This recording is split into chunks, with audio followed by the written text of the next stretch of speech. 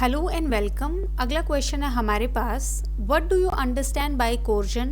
ये क्वेश्चन हमारे पास जेजीएस 2001, आरजीएस 1988, 1991, एमपीसीजे 2012 में पूछा गया है।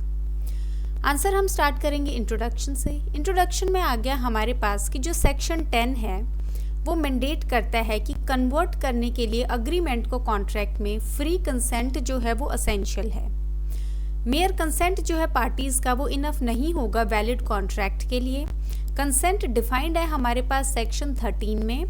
ये प्रोवाइड करता है कि दो या दो से ज़्यादा लोग, उनको बोला जाएगा कि कंसेंट दिया है उन्होंने, अगर वो अग्री करते हैं सेम थिंग पे और सेम सेंस में। तो ये जो वर्ड है हमारे पास दोनों की वर्ड्स हैं कि अग्री करती हैं दोनों पार्टी सेम चीज़ पे सेम सेंस में। इसको हम जानते हैं कंसेंस एड इडम के नाम से भी।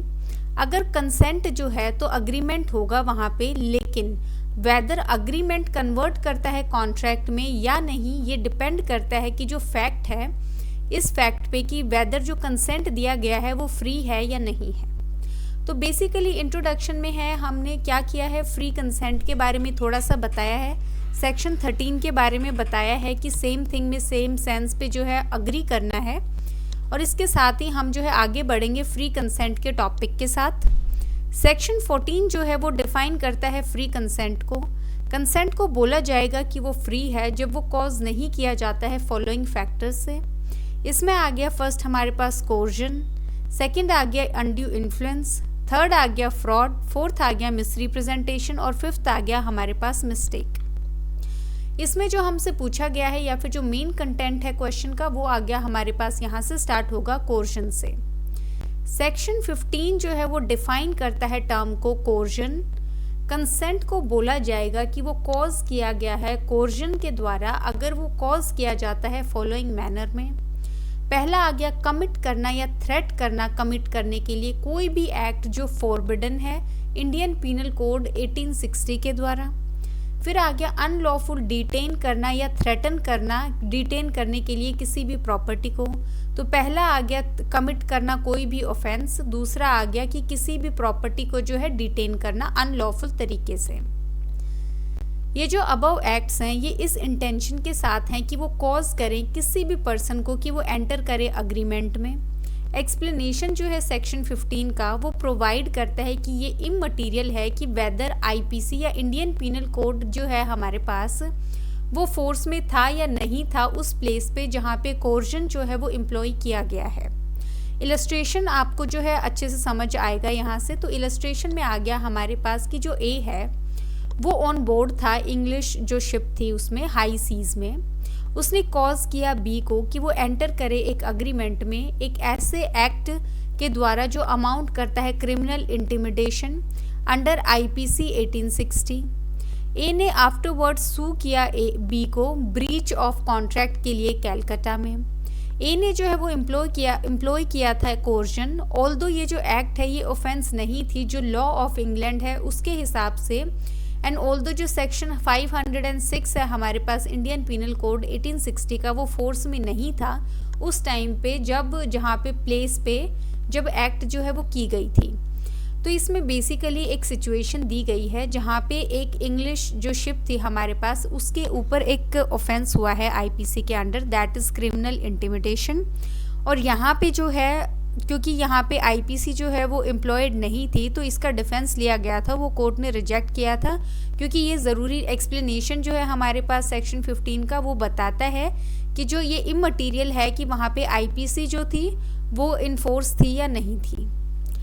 केस लॉ आ गया हमारे पास अस्कारी मिर्ज़ा वर्सेस बीबी जय किशोरी 1912। इसमें हेल्ड किया गया है कि जो प्रिवी काउंसिल है उसने एक एग्जाम्पल दिया है कि जो कंसेंट है वो ऑब्टेन किया जाता है जो पॉइंट ऑफ पिस्टल पे थ्रेटन करके कि कॉज किया जाएगा हर्ट, या फिर बाय इंटीमेशन या फिर थ्रेट करके कि बर्न कर देंगे एक मैन के हाउस को, वो जो है फ्री कंसेंट नहीं है।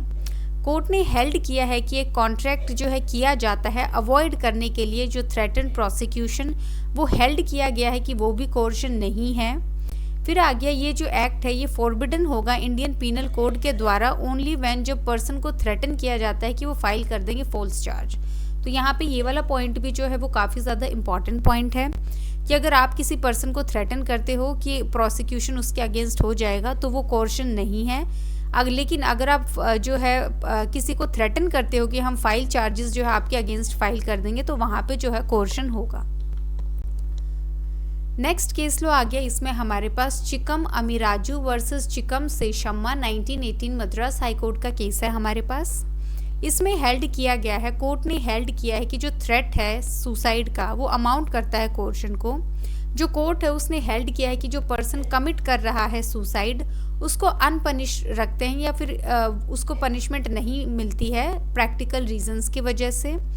There is no one left to face the charges, तो कोई बचा नहीं हुआ है जो चार्जेस फेस करे। तो जो पॉलिसी है ऑफ लॉ की वो है प्रोहिबिट करना सुसाइड को। ये वाला जो पॉइंट है वो बहुत बार आपको जो है कोर्जन के टॉपिक में 5 मार्क्स में पूछा जा सकता है या फिर फैक्ट बेस्ड क्वेश्चन में आपको जो सुसाइड है उसके टॉपिक के ऊपर जो है फैक्ट्स दिए जा सकते हैं, तो वहाँ पे जो है आपको ये केस लो पक्का मेंशन करना है।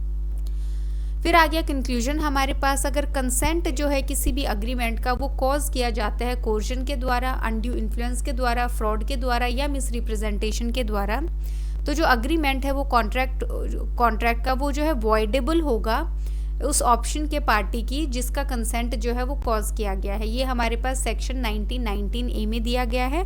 तो अफेक्ट क्या होगा कोर्जन का कि जो कॉन्ट्रैक्ट है वो वॉइडेबल होगा। इसके साथ जो है हम आंसर को कंक्लूड करेंगे।